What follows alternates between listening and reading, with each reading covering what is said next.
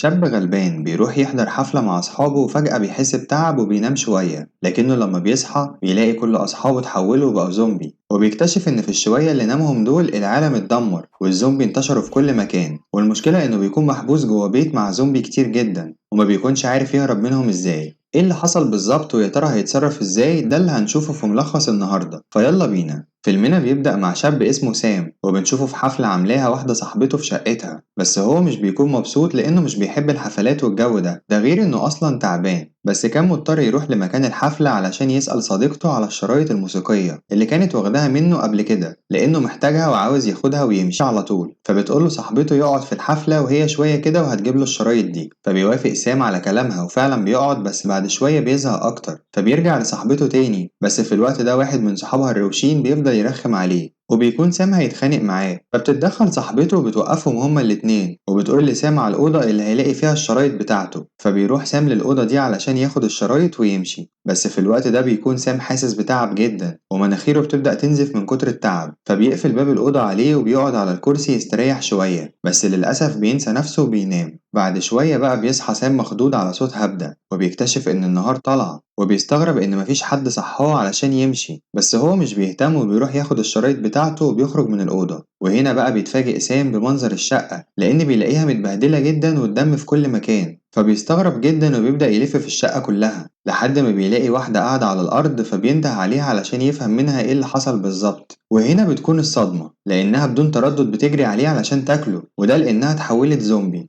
ومش هي بس، لأ، ده العالم كله انتشر فيه وباء الزومبي في الشوية اللي حرفيا سام كان نايمهم. المهم إن سام بيهرب من الزومبي دي بسرعة وبيدخل أوضة وبيقفل على نفسه، وبعد كده بيبص من شباك الأوضة وهنا بقى بيتفاجئ إن العالم اتدمر بالكامل. وكل ما بيبص على شقة من الشقق اللي موجودة حواليه بيلاقي الناس اللي فيها اتحولوا لزومبي، وبيشوف كمان عيلة في بيت قدامه وبيكون في واحد من أفراد العيلة دي اتحول لزومبي، وبالتالي باقي أفراد العيلة بيخرجوا من البيت بسرعة وبيركبوا عربية علشان يهربوا بيها، لكنهم بيعملوا غلطة صغيرة قوي وهي إنهم بيعملوا صوت، فبالتالي الزومبي بيتلم عليهم وبياكلهم. وطبعا بيكون سام شايف كل ده ومصدوم جدا. وبعد كده بقى بياخد سام موبايل حد من اللي اتحولوا زومبي هنا في البيت، وبيكون الموبايل ده بتاع بنت وكانت بتكلم صديقها عن طريق الرسائل الصوتية في الوقت اللي هو كان نايم فيه. وبيسمع سام الرسايل وبيلاقي إن البنت دي بتقول لصديقها إنها في حفلة والناس بدأوا يتحولوا لزومبي وياكلوا في بعض، وهو كمان بيقول لها إنه في مكان تاني وبرضه الناس عنده اتجننوا وبياكلوا في بعض. وبيكون سامع كل ده وهو مصدوم ومش قادر يصدق أو يستوعب كل اللي حصل ده. وبعدها بدأ يلف في البيت كله وطلع فوق السطح على أمل إنه يشوف أي حد يساعده ويقوله يعمل إيه، لكنه مش بيلاقي أي حد خالص، فبيضطر يرجع لمكانه تاني وبيبدأ ينظف الأوضة علشان يعيش فيها شوية، لأنه لسه مش عارف هيضطر يعيش هنا قد إيه أصلا ولا هيعمل إيه. المهم إنه فجأة بيسمع صوت جاي من الدور اللي تحتيه، وقبل ما سامي يفهم فيه إيه بالظبط بيلاقي فيه طلقتين اتضربوا من الشقة اللي تحته لفوق وخرم الأرضية بتاعت الأوضة اللي هو فيها. فبسرعة بيبدأ سامي يكسر الأرضية وبينزل الدور اللي تحته وبيلاقي شخص قتل نفسه باستخدام البندقية والطلقات كملت وخرمت السقف. فطبعا بيتأثر سام في البداية، بس زي ما احنا عارفين الحي أبقى من الميت، فبالتالي بيتجاهل الشخص الميت ده وبيبدأ يدور في بيته على أي أكل ياكله،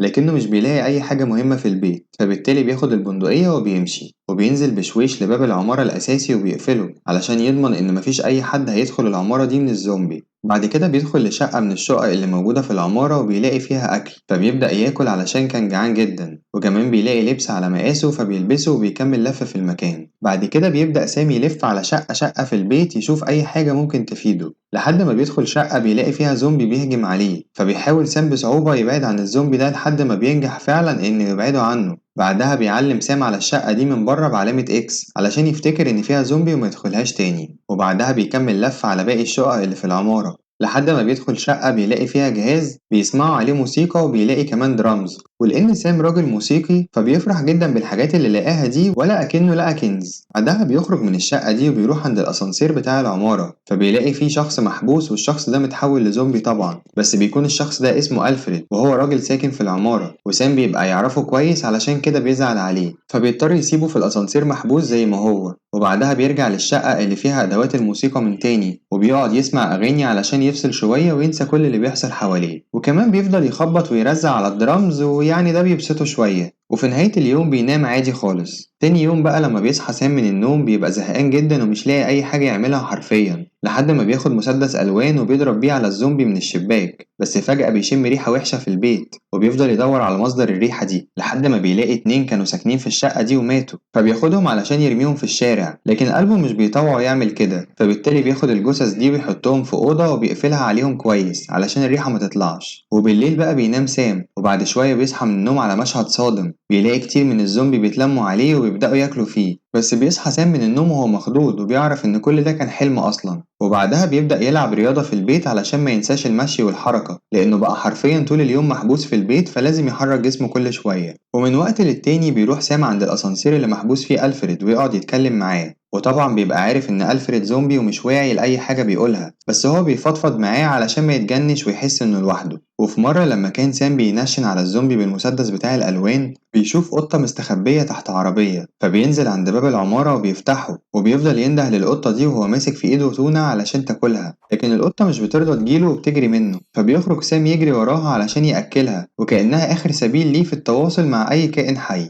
بس في الوقت ده في زومبي بيهجموا على سام فبيترعب وبيفضل يضرب فيهم، وفي النهاية بينجح إنه يهرب منهم ويرجع للعمارة من تاني. وبعدها بيفضل سام يشوف نفسه لو اتعض أو حاجة لكنه بيطلع سليم الحمد لله. بعدها بياخد البندقية اللي سبق وخدها من الراجل اللي قتل نفسه وبينام ومعاه البندقية في حضنه من كتر الرعب اللي عاشه، بحيث لو صحى ولقى أي زومبي يعرف يقتله على طول. المشكلة بقى إنه وهو نايم بيضغط غصب عنه على الزناد، بيصحى من النوم مفزوع بسبب صوت ضرب النار، بس بيفضل يضحك بهستيريا لأنه على الأقل ما قتلش نفسه بسبب الغباء اللي عمله ده. المهم بقى إن سام بعد كده مبقاش بيعمل أي حاجة غير إنه بيصحى من النوم ياكل ويروح لألفريد يتكلم معاه شوية، بعدها يرجع للشقة يلعب درامز وهكذا. وده بقى يوم سام اللي بيفضل يتكرر كل يوم، فبيكون حاسس بالملل وبيفكر ينهي حياته أكتر من مرة بسبب كل اللي بيحصل ده، وكمان بسبب إنه حاسس إنه آخر شخص على وجه الأرض وهيفضل لوحده. بس في يوم وهو نايم بيسمع صوت جاي من أوضة في الشقة اللي جنبه، فبيروح يشوف مين اللي في الأوضة دي وهو معاه السلاح بتاعه، لكنه بيلاقي في الأوضة دي بنت اسمها سيرا وبتكون مصابة،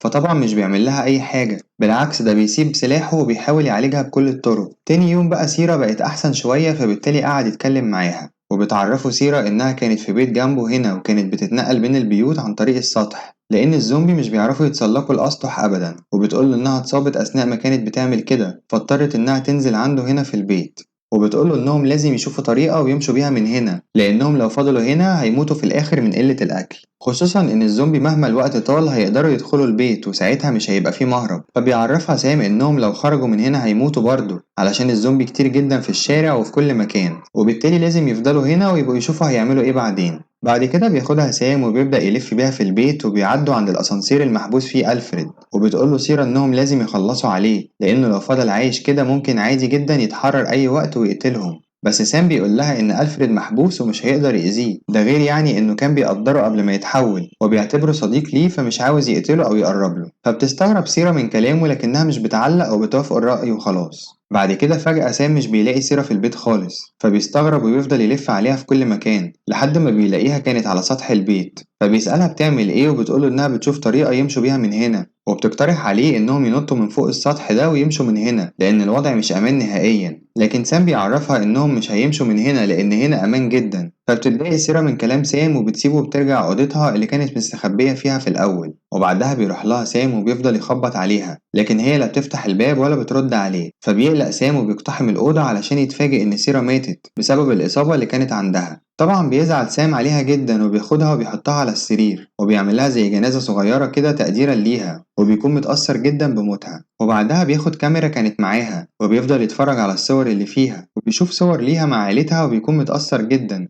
إن الفرد الوحيد اللي لقاه في نهاية العالم برضه مات. وبعد فترة مش طويلة بقى بنشوف إن سام خلاص قرر يمشي من البيت زي ما سيرا قالت له، بس قبل ما يعمل ده بيجيب الشرايط اللي كان جاي أصلا ياخدها من صاحبته في البداية وبيولع فيها كلها، وبنعرف إن الشرايط دي كان فيها تسجيلات لأصحابه كلهم وبيحرقها علشان ما يكونش فيه أي حاجة تربطه بالماضي. وكمان مش بينسى ألفريد صديقه اللي كان مهون عليه طول قعدته في البيت هنا، فبالتالي بيروح سام للأسانسير وبيفتح الباب لألفريد، فبيخرج ألفريد وبيبدأ يلف ويتجول في المكان براحته ومش بيقرب لسام ولا بيهجم عليه كأنه عارف إن ده صديقه ما ينفعش يقتله. بعدها بيطلع سام للسطح لأنه هيمشي عن طريقه حسب خطة سيرا، بس قبل ما يعمل كده فجأة الزومبي بيقدروا يقتحموا البيت زي ما كانت سيرا قايلة بالظبط، وبيجروا عليه علشان ياكلوه، فبيفضل سام يضرب فيهم ويحاول يبعد عنهم بكل الطرق، وبصعوبة كبيرة بينجح إنه يوصل للسطح، وفي زومبي بيطلع وراه بس سام بيقدر يهرب منه، وبعدها بيربط حوالين نفسه حبل وبيستخدمه وبينط بره العمارة خالص، وبعدها بيتسلق عمارة تانية وبيقعد على سطحها. وفي اللحظة دي بس بيحس سام إنه فرحان جدا لأنه أخيرا قدر يهرب من سجنه في العمارة اللي كان فيها، واللي لسه ما يعرفش إيه اللي هيحصل معاه في الأيام الجاية، بس اللي متأكد منه إنه على الأقل هيفضل عايش وهيفضل يحاول يلاقي حد يعيش معاه وسط العالم المتدمر ده. وبس كده لحد هنا بيخلص الفيلم. قولي رأيك بقى، هل سام هيقدر يتعايش ويلاقي حد يعيش معاه ولا هيتاكل مجرد ما ينزل من على سطح العمارة الجديدة؟ هستنى آرائكم في التعليقات، وما تنساش تعمل لايك واشتراك لو لسه ما اشتركتش وتفعل الجرس علشان يوصلك كل جديد. سلام عليكم.